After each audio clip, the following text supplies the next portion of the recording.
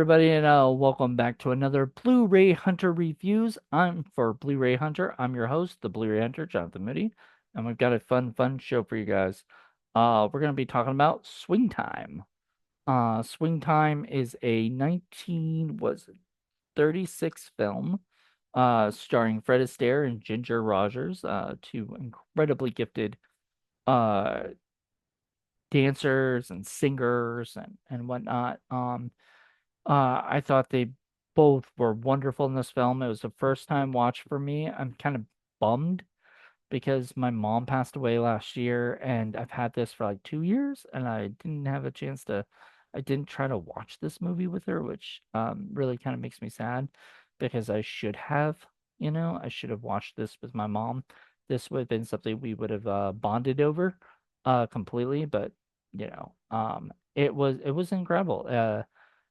The story itself I think is very silly. But I think that's sort of the point of these kind of movies. These Fred and Ginger movies, these weren't movies that were up for Academy Awards unless there was something, I don't know, if they ever did some stuff on like dancing or singing or something, they would have been definitely up for that or choreography for it. But like itself, it's not so basically the story is this guy's supposed to go what's his name? Did he say his name?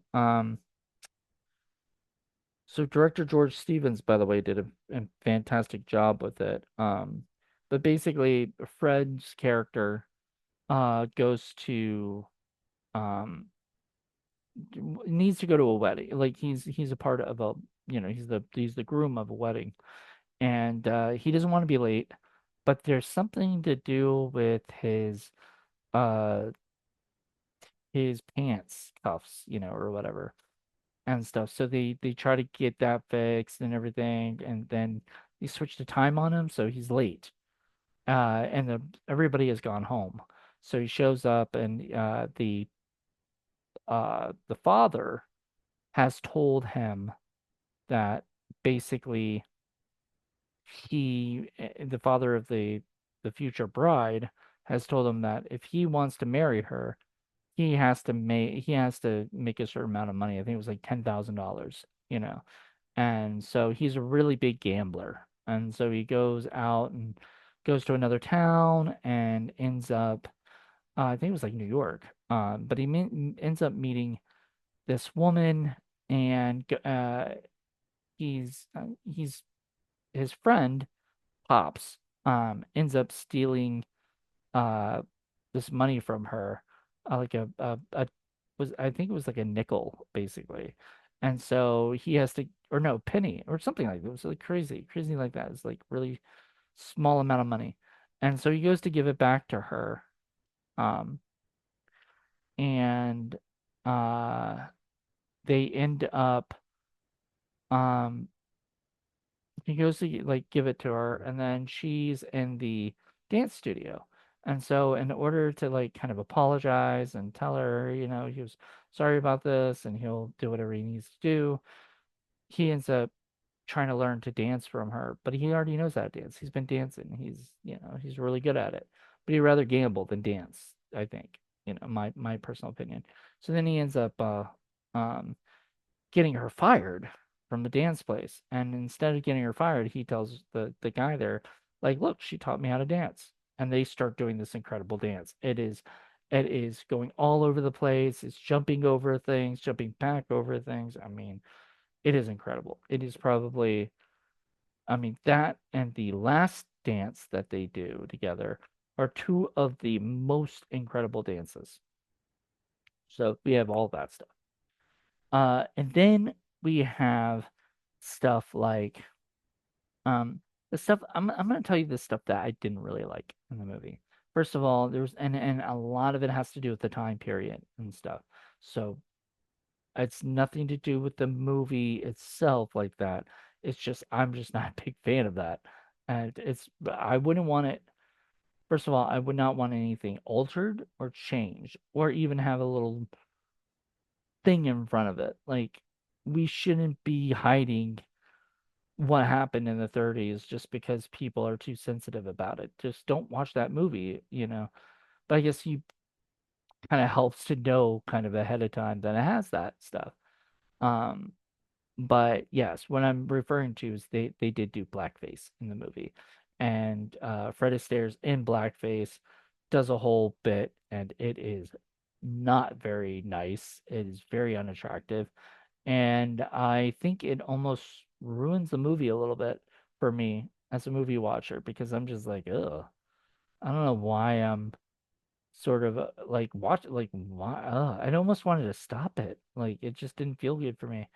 But I understand that is the time period, right? So it doesn't that doesn't throw me off as much as like the fact that just I just feel like this is something that just shouldn't have existed at that time. I don't even know why people did it. It was almost like it was just nasty. But anyway, the other thing I really didn't like is that, like, I mean, Ginger Rogers is one of the most beautiful women around there at that time, and yet her only choices were the guy that she's partners with and this other douche who's a singer.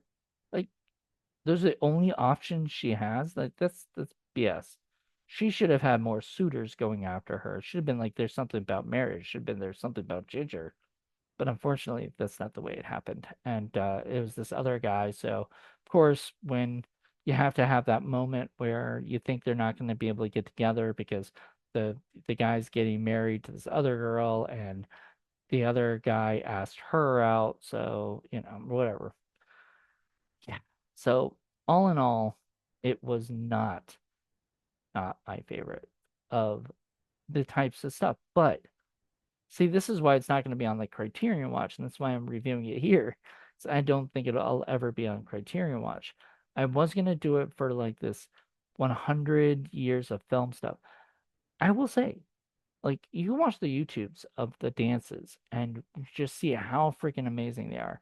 I say the movie had some really great moments, and the movie had some comedy that really made me laugh. But the the silliness with the marriage stuff in the beginning and in the end just made me go and then the other stuff with the film just the I don't know, just a lot of it was not my favorite, but the dancing was incredible. There was a lot of dancing, there's a lot of singing, random singing. It's a musical, so there's random singing to each other, and I mean, that didn't bother me because I knew it was a musical, so I didn't care. But it's just like the beginning and the end and the blackface, all of that was kind of what like I would have given this a higher score because I gave it 4 stars, which I would have gave it 4.5, maybe even 5 stars because I really was digging most of the other stuff in it. I love Pops. I thought Pops was hilarious. Um, but I get very confused as to why he was called that, but whatever. Maybe he looks old or I don't know. But I just all the rest of the movie, like all that stuff, I didn't care for it. So would I suggest it? Yes. If you're sensitive about stuff like blackface, don't watch it or at least kind of skip around that part. Because it wasn't to me it wasn't a very nice thing, but aside from that I did really enjoy it. I think it's a fun movie, and I think if you are into dancing and singing, I mean, this will be up your alley, so check out Swing Time. But aside from that, if if you don't want to see it because of the other stuff, I totally get it. This isn't a movie that I would watch over and over again. But I do wish I watched it with my mom. I think it would have been a really great thing to watch with her. I just, I would have loved to talk to her about what she thought of that stuff. I never really did. I never asked her about the movie. I did ask my dad about it, but he didn't really seem like he seemed to know about it, but never seemed to like have seen it probably. The only reason I think my mom has probably seen it is either she's probably watched it by herself or watched it on TCM. I'm sure this would be a movie that's on TCM. Um, I will say it's got audio commentary from 1986 featuring John Mueller, author of Astaire Dancing, the musical films, archival interviews with performers Fred Astaire and Ginger Rogers, and choreographer Herms Pan, new interviews with George Stevens Jr., which I believe is his George Stevens' son, in full swing, a new program on the film's choreography and soundtrack featuring jazz and film critic Gary Giddens, dance critic Brian Siebert, and Dorothy Fields biographer Deborah Grace Weiner. A new interview with film scholar Mia Mask on the Bojangles of Harlem number, which I think that was I do believe that was the blackface one. So maybe they have a talk about that. That's sort of interesting. I mean, Criterion does a fantastic job. They did that. They put out there's a whole booklet on here. I mean, they went all out, but is this a movie I'd watch again? Not anytime soon. I mean, I'd probably watch the dance scenes again. And like I said, I can watch that on YouTube anytime if I want to watch them. So I don't think I'd be busting the movie out. Would I get rid of it from my collection? No, I don't get rid of any of my collection. Um, unless I'm upgrading from Blu-ray to DVD or Blu-ray to 4K, unless I'm going from one to that. Because then usually 4Ks come with Blu-rays, and I don't need doubles of those. But aside from that, I do not get rid of my collection. Main reason being is I want to have every Blu-ray film I can possibly ever get, and the rest for the rest of my life. So, all right, I hope you guys enjoyed this. Let me know what you guys think, and if you guys liked the movie a lot better than me, please tell me. I don't ever judge. Like if you like the movie, I don't care. That's great. Good for you because obviously there are a lot of people did too. This was on the AFI 100, and that's 100 films of all time. So this was up there in the 90s. I think one day if they ever redo it, it'd probably get knocked out. And I'm not saying that like it's a bad thing. It's just there's so many other movies that I think sort of blow this movie away. That I think should be on that top 100 list more than this movie. As I said, I just thought it was okay. And I don't think I'll ever review it for Criterion Watch. I don't think I have enough to say about it. I think this is enough. So I hope you guys enjoyed this. Let me know what you guys think, and I will talk to you later. Bye.